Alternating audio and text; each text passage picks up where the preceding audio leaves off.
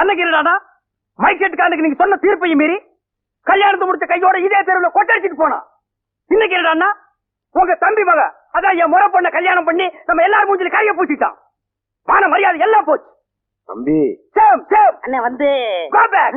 ஐயா கண்ணாசிச்சீங்கன்னா அவனை ஐயா நாம அவசரப்பட்டு அவனுக்கும் அவனை சேர்ந்தவனுக்கும் தொந்தரவு கொடுக்க ஆரம்பிச்சோம்னா பழி நம்ம மேலதான் விழுகும். அப்புறம் நாமெல்லாம் கம்மியான வேண்டி இருக்கும். எறியறது பிடுங்கனா கொதிக்கிறது தானா அடங்க. முத்துக்கால